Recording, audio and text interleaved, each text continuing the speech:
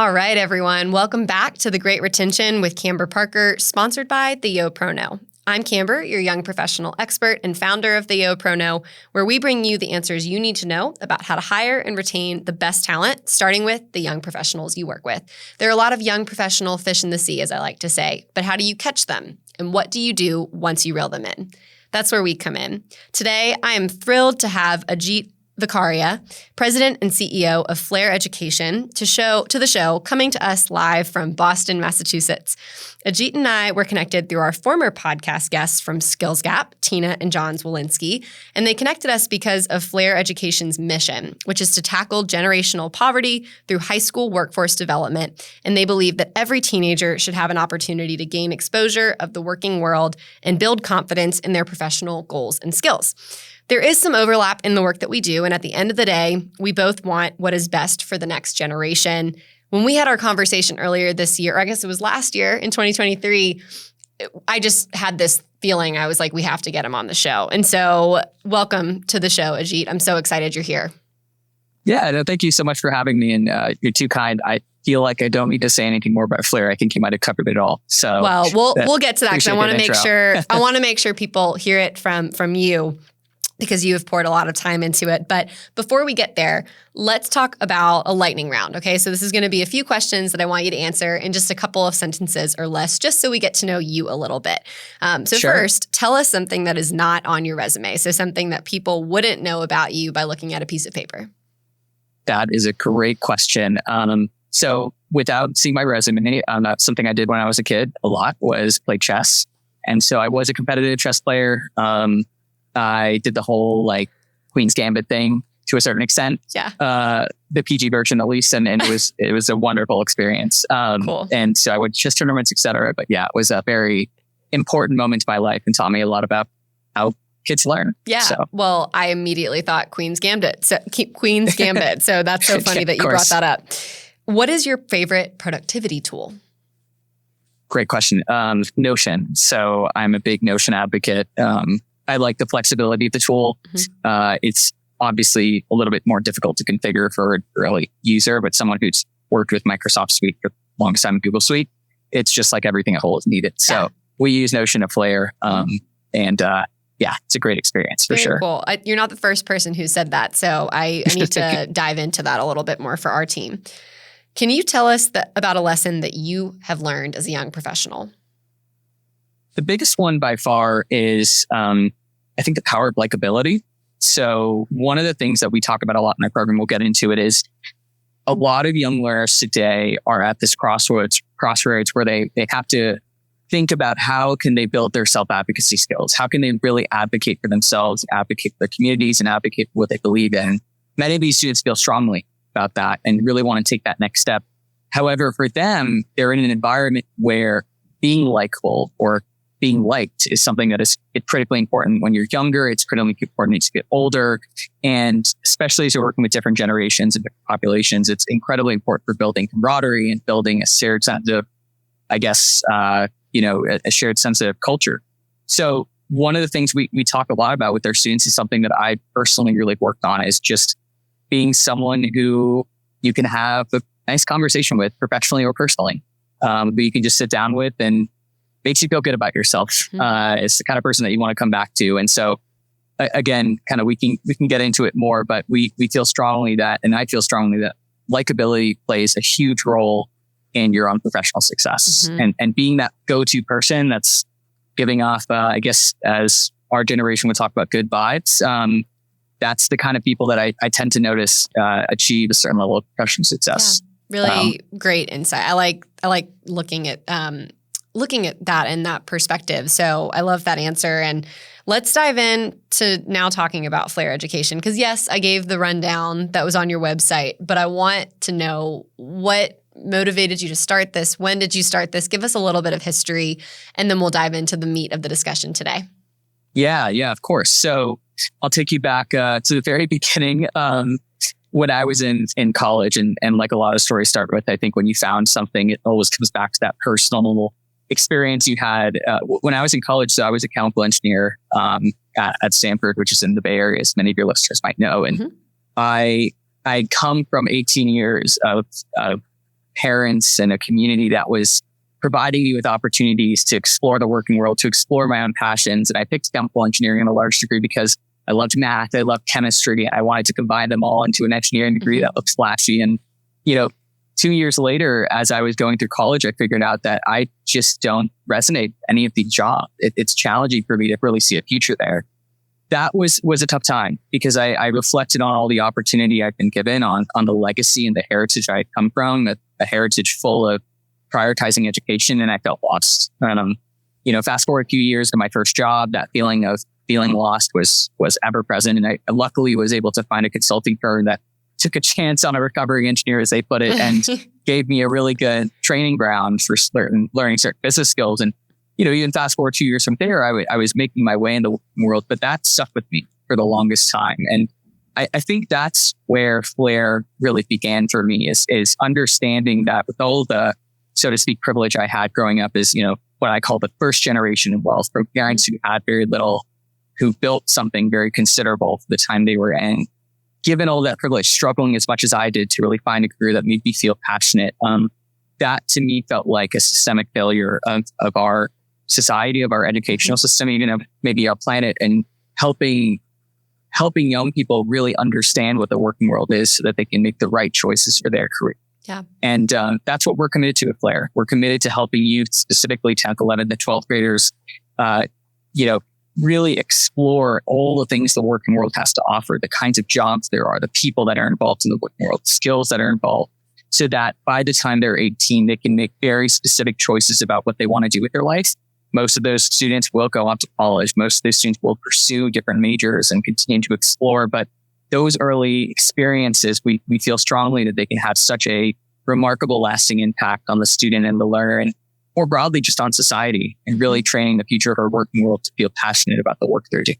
Yeah. So that's the quick story as to how it got started. I think that's such a fascinating story. And again, it's always, when you hear stories from founders, it's always about maybe that gap for them, or something that kind of made you realize, oh, there's a need here. And I think that's really just an incredible story. And again, it's why I was so captivated when we first connected. How long has Flair been in existence? Great question. So we're relatively young as a nonprofit organization. We're a public charity based out of Greater Boston. We've been around for about 3 years. In those 3 years, what's been nice to see is the partnerships we built have really allowed us to scale and grow and serve more and more students, and serve them in more important ways. So today, we're running our third cohort program. We kind of classify them, or if you will, taxonomize them into cohorts. And our third cohort has around 75 students involved across 8 Greater Boston schools. Next year, we will double in size, which is exciting. We'll serve about 150 students across 10 schools.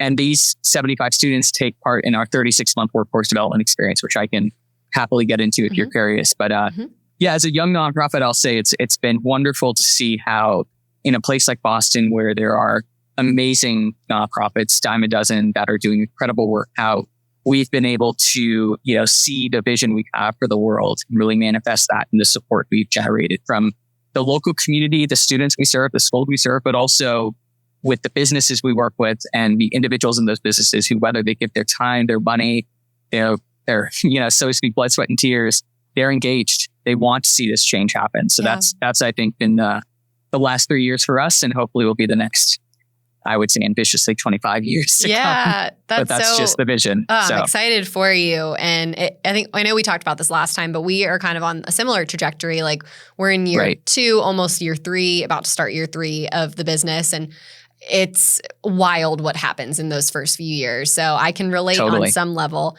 And before we start talking about some trends that you're seeing with Gen Z, because that is obviously something I really want to pick your brain on today, I want to ask, tell me first about what your partnerships look like. How many partnerships are there? And then I do want to know what happens in that cohort, because I think a lot of our listeners would be interested in that. Yeah, totally. So the way we think about our program is fundamentally as a bridge. It's a bridge between the schools we work with and the employers that we also work with. And in the middle of that, experience, crossing that bridge from, in terms of employability, are our student populations. So we serve students. 98% of our student learners are low income. They come from communities like Roxbury and Dorchester. For those familiar with Boston, historically marginalized communities. The schools we work in are where we start. We recruit students out of those schools. We work deeply with those schools to support the students we serve. Because of the students we serve being in this category of opportunity poor, but opportunity interested. Typically middle GPAs, middle of the road GPAs, high attendance rates at their schools. They're interested in these opportunities, but they just maybe haven't had them before. What happens then is when we work with those school partners to recruit the students, they take part in a 36-month experience. Mm-hmm. The 36 months briefly is a 10th, 11th, and 12th grade school year program, and then a 10th, 11th, and 12th grade summer program. So you can think of it as kind of like 6 parts. Mm-hmm. In the 10th grade year, it's a year of exposure. What is the working world fundamentally? And how can you get a very quick sense of that? And also what's going to be expected of you? 10th grade summer is our year 1 internship. And that's where the employers play.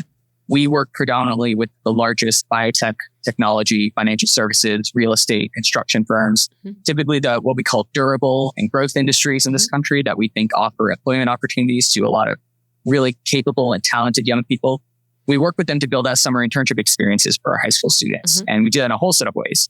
But after that 10th grade year, year 1 curriculum, year 2, year 1 internship, they re-enter the program, do year 2, which is focused on skill building, specifically a framework we call durable human skill, which is a set of skills that we attribute to kind of longitudinal, long-term success. Some people call them soft skills, but we think of them much more as human skills. And then they do a year 2 internship, kind of elevating on what they learned last year. Year 3 is pathways. They're thinking all about what's going to happen to them after high school.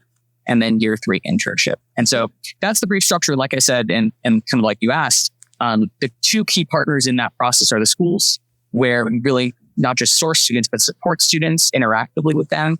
We're really trying to in the business of bringing opportunity to those schools and to those students.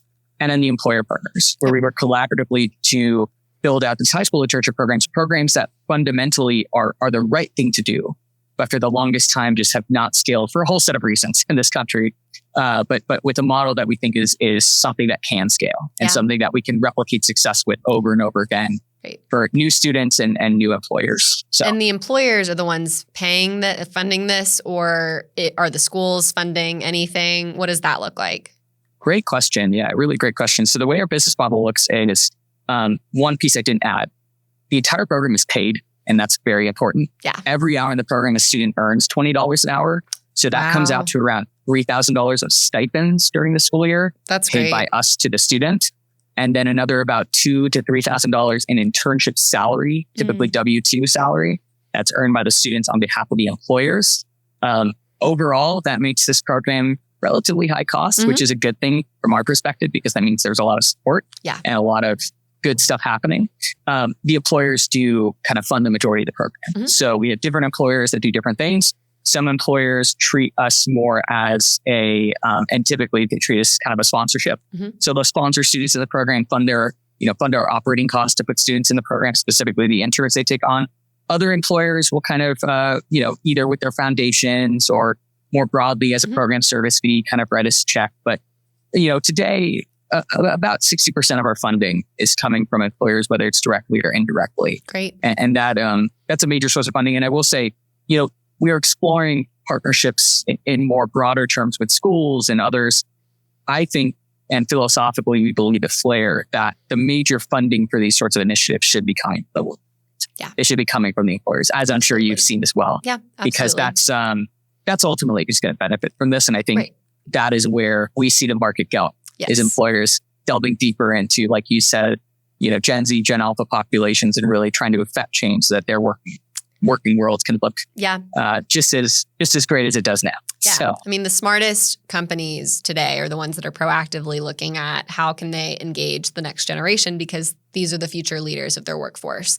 Correct. Future leaders of their workplace, which will have an impact on the greater workforce, which obviously that is what you're working towards. So I love the model. I think others are going to be really interested in that too.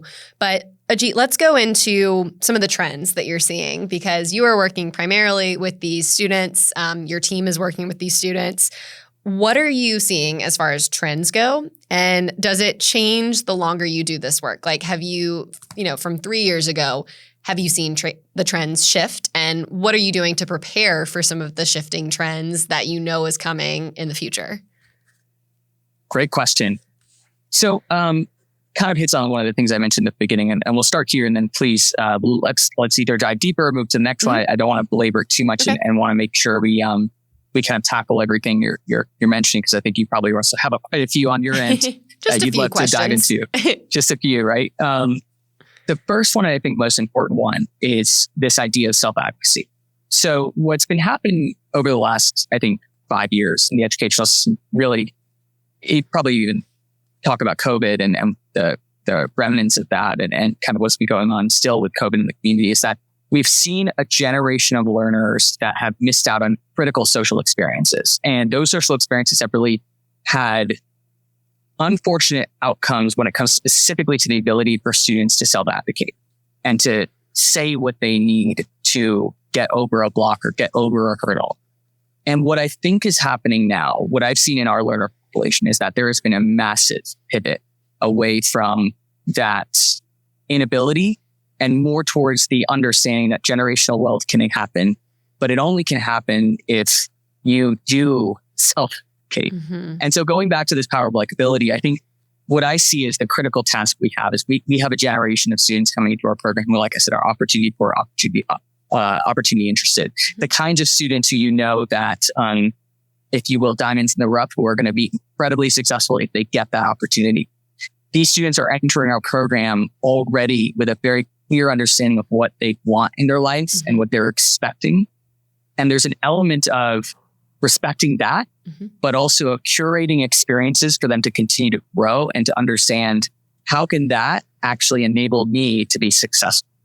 And that's where, again, I go back to this power of likability, where we are oftentimes in the business with our learners of talking about how can you couple that self-confidence and growth mindset around I want to be successful. How can I be successful? What can I learn? What can I get? How can people help me? How can you couple that with the suave and demeanor that we know, separates the people who are very successful with those who, frankly, are just viewed as kind of pedantic and annoying, right? Yeah. And that's a really hard balance to strike. Yeah. And I think from a trend perspective, what at least our opinion on this is that younger and younger populations of students, whether it's because of social media or what have you, are very quickly deciding at earlier and earlier ages what their life is going to look like and what they want and care of.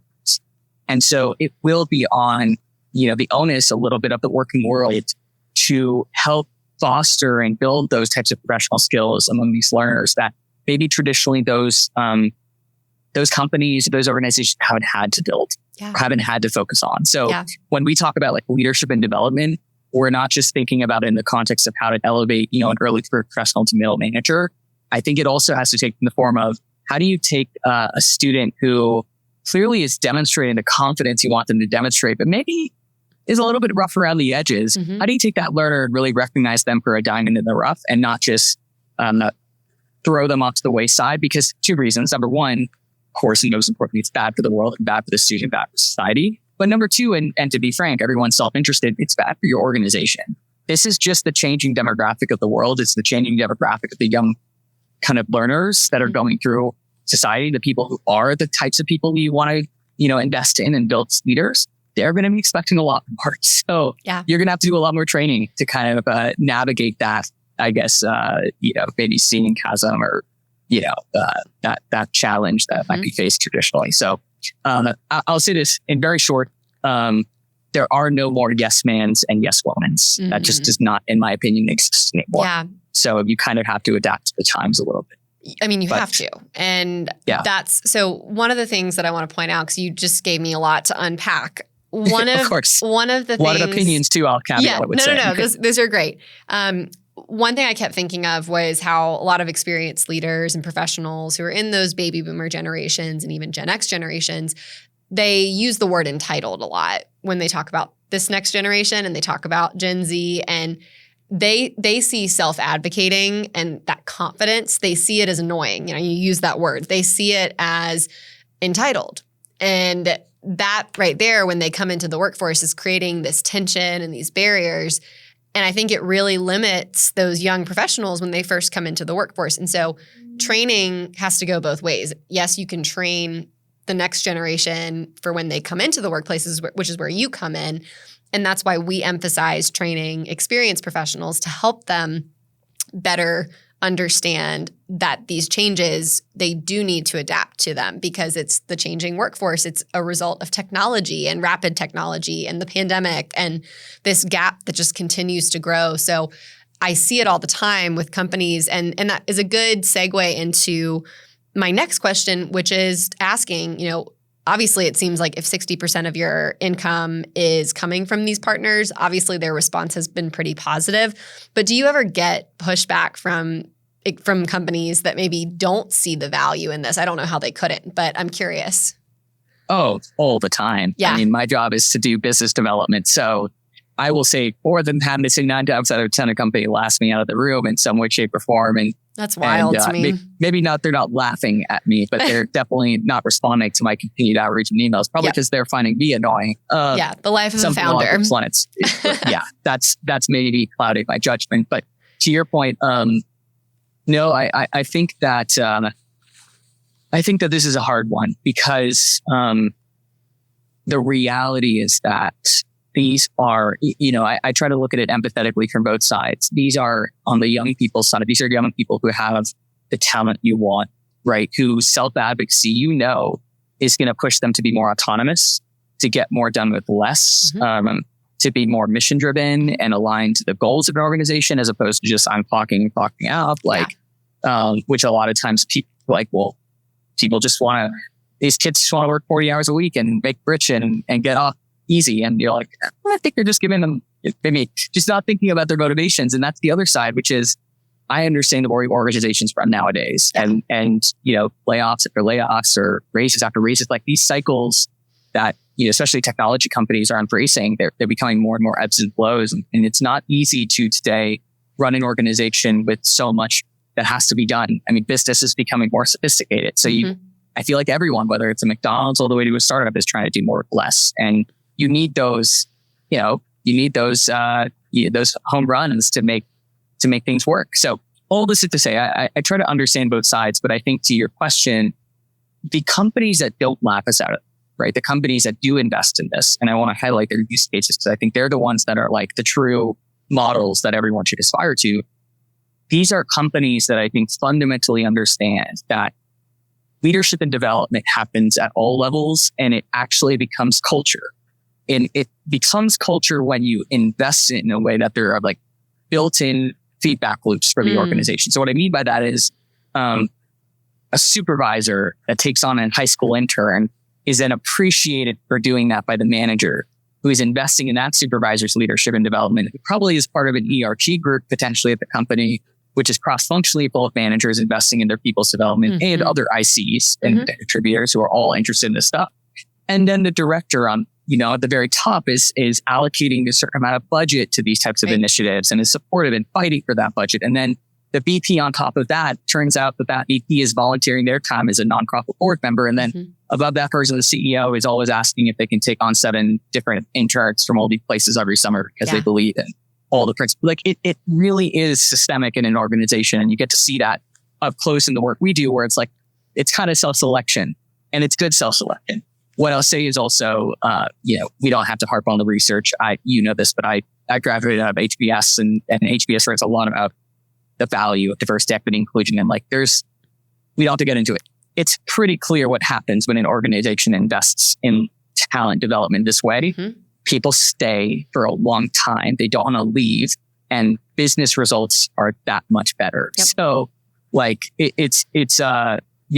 don't want to harp on if it's okay that the ones who laugh us out of the room, because frankly, they're not going to be in business forever. Yeah, they're missing out. Yeah. They're not going to probably have the same business results. Yeah. So. One thing that I feel like we can both relate to is when, in theory, this should be a multi-million-dollar business is how I view my business, right? I think you should be a multi-million-dollar nonprofit if you aren't already. Because I know that your cohorts, like you said, in your programs are very reasonable, but they're expensive because you're paying these students, which is fantastic.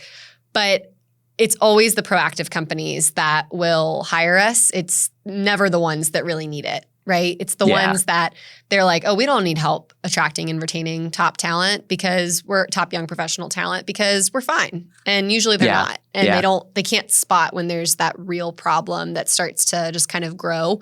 And so it sounds like in a similar way, the companies that don't see it, they're going to need you, right, in 5 to 10 years. And that's... Well, serious to that question, and it's really interesting. I'll give it a case study of something that you would, some people might be surprised by.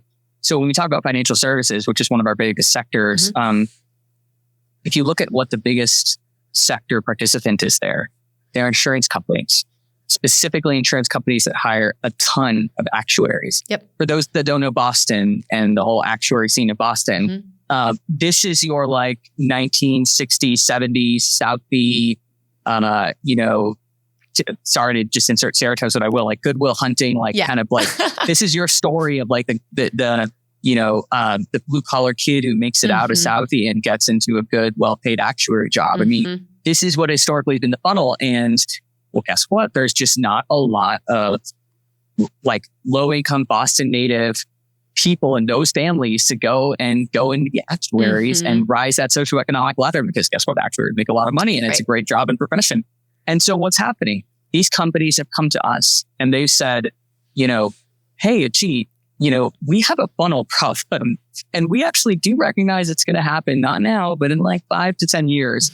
And I don't think a lot of the students in your program, and they're right, know that actuaries make the amount of money they do because we need a lot more of these people. And so to your point, when we're seeing these labor market trends around, whether it's the trades or financial services or even in tech and et cetera, I mean, there are enough of these companies that on face value, you might say, they might be hesitant to do this, actually are deeply committed to this. And so I think while you and I will get the detractors, the market forces will move where the market forces are. They're not already. Yep. We're already seeing labor become that much more important. So I feel very, at least from my perspective, optimistic about the next 10 years for you and the next 10 years for us. Yeah, so. Likewise. I love that, that response.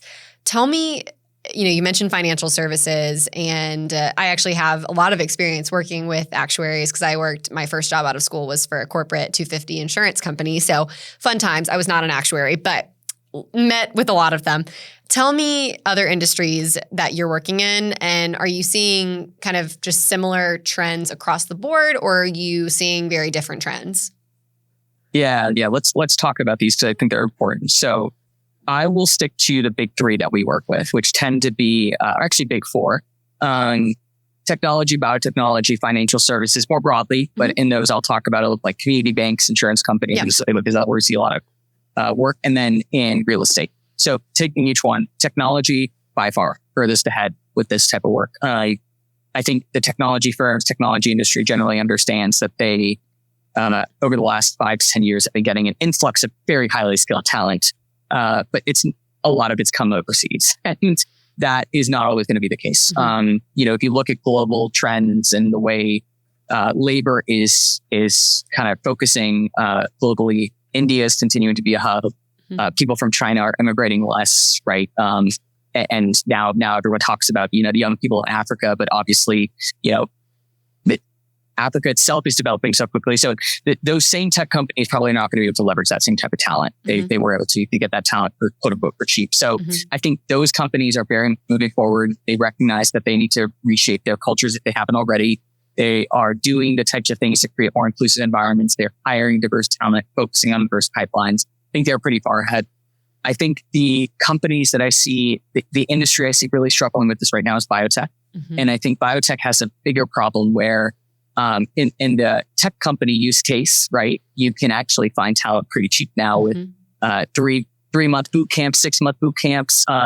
You can find those quote unquote diamonds in the rough and get them into, invest in them heavily to be really successful engineers. In biotech's case, just the way the models work, it's you need to go into a 6-year PhD sometimes to be a cutting edge scientist. And for a lot of low income youth, for a lot of talent, that's just not even something to consider. I mean, PhD program applications for domestic and international is way down. So I think that industry is facing a bigger challenge on how to build pipelines. But I know in Massachusetts, an example, that's something that the mayor of Boston, as well as the state government, has been focused a lot on. And so I think in the biotech industry, what I see is labor, the way labor is basically going to trend is that we're going to see massive government investment in the places like, in a North Carolina, in a Minnesota, in a Massachusetts that have these large markets.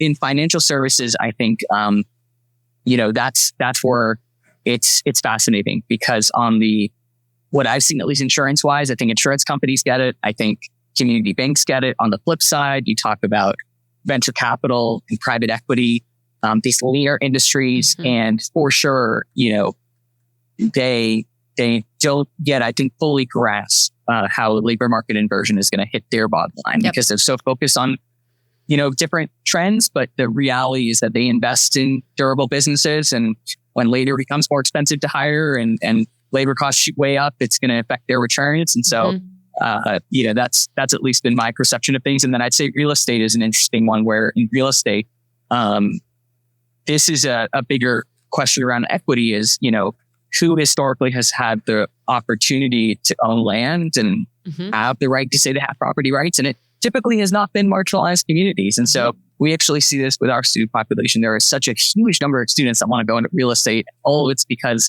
they want to own the land. And I think that's incredibly empowering. But also I'll say, that the systemic challenges with real estate and building diverse pipelines is that, there's just so much of a concentration already in that industry. But I do see a lot of real estate firms. So, for example, some of the bigger real estate companies in our, like Tishman Speyer and others, and on the commercial side especially, are seeing, I'm seeing a lot of investment from them in these types of pipeline programs. But very cool. So anyway, if I had to rank it, I'd say, technology, financial services probably at the forefront. Real estate kind of making its way, and then biotech is. They have a lot of challenges with doing this work that I think come a lot more from the pipeline problem. So thank you for kind of outlining those services or those industries, and then how some of them are facing different challenges than the other. I think that's important to share that, again, it goes up and down, right? Based on what the labor market is looking like. One industry might be struggling right now, and the next industry, it's not. And so it really, you have to kind of monitor those trends, particularly with the work that you're doing. Definitely. Being mindful of time, I want to ask a couple more questions, one of which is talking about the next generation, Gen Alpha. Are you guys preparing for Gen Alpha, if not already? And what are you doing? Yeah, so I think the biggest thing I'd say about that is, our students are already, many of our students are at that cusp already of that Gen Z, Gen Alpha kind of transition. And I think the biggest thing that I'll say is just, again, caveat personal opinion. I think the biggest thing that I would encourage employers to think about with Gen Alpha and even Gen Z to a certain extent, don't over-index on social. You definitely don't over-index on social, because there is a massive backlash going on with how young people be social. And I think a lot of it has to do with what it's done to their communities. And specifically, it's not just social. It's not just Facebook. Sometimes I think social, it's Robinhood, it's Cash App. There's a lot of what I call like social apps that are financial services related, or they are, quick money related, or even just like, other sorts of maybe services that have not done the due diligence on what farming can be done. And a lot of young people truly are coming to believe that this way of building a world around these social applications just isn't the way it should be. And they're looking for a different model. So I just think as an employer, sometimes I hear people saying, oh, young people, they'll love to do social media. They know it better than I do. I would step away from that and really understand number one, what young people are you talking about? If you're talking about what you see on TikTok, take a step back and realize it's not everyone. It's a very small fraction of creators driving a lot of eyeballs. And then take a step back and say, what are those eyeballs? Like who actually are those eyeballs? And what's really going on behind the scenes? And what you find is actually that the younger generations are not typically the ones that are ultimately driving all of the growth. It's just bifurcated as a market. There's some younger wires who really love this stuff, and there's a lot we really don't. And I'll say, at least again, we focus on the communities that are what I would call, the bottom 50% socioeconomically. Mm-hmm. That is not the community that is driving a lot of this social media hype. Correct. For sure. Yeah. And it's a really interesting perspective. I haven't particularly looking at like beyond Facebook, Instagram, TikTok, but looking at some of the fast cash apps that you just mentioned, like that's something that I haven't heard yet. And again, it's why we want people like you who can come in and you have this touch point with the next generation. And so it's really important as the next generation comes into the workplace. It will impact how companies operate. And so my last question for you today, Ajit, is most of the listeners on this show, they are business owners or leaders who are looking for proactive ways to increase retention and find the best talent. Of course, we've talked a lot about how you can get talent in the door through a program such as yours. And companies that are not in the Boston area, I think would love for them to have an idea, and hopefully, they'll be able to connect with you or look at your website and kind of see that model, because I think, again, it's just so impactful. But tell us about retention and what that looks like, because what are you seeing today that the partners you've made and the employers that you work with, what are they doing to retain this talent that you're putting in the funnel? And of course, you have had 3 cohorts, right? So maybe you haven't gotten to that point where you're seeing the retention numbers, but would love for you to answer that in any way that you can. Yeah. So it's actually funny you asked that question. Just a clarification on our program is actually really interesting. Our entire model with the employer is actually based on this core idea. Mm-hmm. It's actually not based on talent acquisition. So we actually recruit. When we work with an employer to build out these high school internships, the actual expectation that you're not going to hire a high school student full time at any point. The expectation is actually the program is going to be a culture catalyst for you. It's an organization, and it's going to be something that really appeals to some of your younger individual contributors who want to do impactful work, spend their volunteering hours coaching a high school intern, and ultimately want to demonstrate management skills. So just very important point. I'm glad you're bringing this up. Because it's exactly to your question. It's interesting. The one thing I'd say is, and I mentioned the same word before, think critically about who your culture catalysts are. And if you have them for any business owner, like the number one thing you can do around retention is to think about, take a step back. What is your culture in a few words, right? What are the values you have? Culture is simply put, how we do what we do, right? But what describes your culture? What would people say and what do you believe? Are those two things aligned? If they're not, you've got some work to do. If they are, take a step further. How are you reinforcing that? Everyone joining, everyone staying. And that's where this concept, again, I'll use the technology industry as a great example. Startups nowadays, if you look at every startup, what they are doing very proactively is they are identifying how can we encourage typically the younger people in our organization to take more ownership of culture, right? Whether it's a scheduled event like a St. Patrick's Day celebration, whether it is a in-office lunch, whether it's budget or ERG events or other sorts of appreciation events, whether it's volunteering or service days. How am I inspiring the culture of my organization to be about things that we know young people care about, which you can do in service? Stakeholder impact, community well-being, generally bettering of the world, not just the bettering of your bottom line. So all these things being said, that's what I would recommend would be really think about who are your culture catalysts. Are they all your leaders? Like if that's the case, if all your VPs and above are the culture catalysts and everyone else is just chugging along, you might have a pretty big problem around retention. What you want to see, and this is our perspective at Flair, and this is what we evangelize to the organizations we work with, and part of the reason they partner with us is we try to help them think about how can you actually enable those frontline, the entry-level staff, how can you enable them to be culture carriers? Yeah. Because those culture carriers, those culture catalysts are actually the one you are going to drive retention to the top. Your leaders are not typically the ones you have to worry too much about, because if they're happy, if they're getting well compensated, if your company, well, they're going to say it's those early employees, those younger employees who you invest 2 years into training, who you want them to become future leaders. Those are the people you want to enable as culture catalysts. I love that word, culture catalyst. We talk about culture all the time, but that's a really unique term. And I think a great way to kind of wrap up this portion of the episode. So anything else that you want to touch on that you don't think we got a chance to chat about today?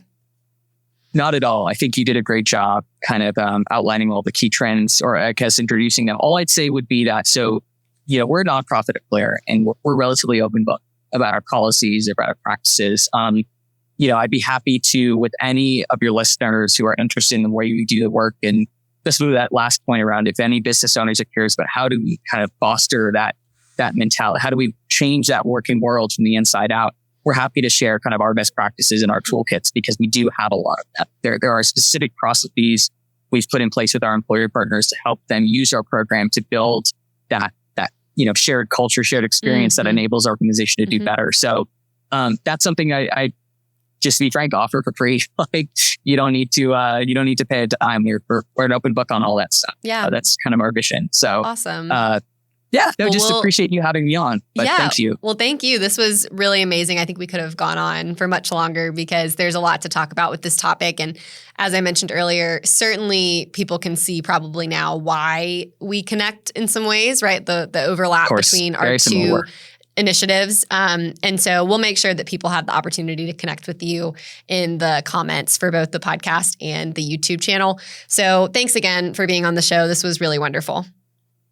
Thanks so much for having me, Kamber, and best of luck to you and best of luck to this. I love the show and long-time listener, and just thank you for having me on. It's been a privilege and a pleasure. So awesome.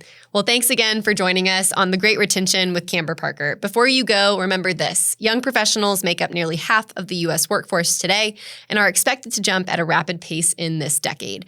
What will you do to help them become the next great leaders we need for the future of our workforce? Join us next time for more information on how to attract and retain top young professional talent. And if you enjoyed this episode, please leave us a rating on Apple Podcasts or wherever you listen to your podcast. This helps others know where to find out more about episodes like this. And don't forget to share with your coworkers. We'll see you next time.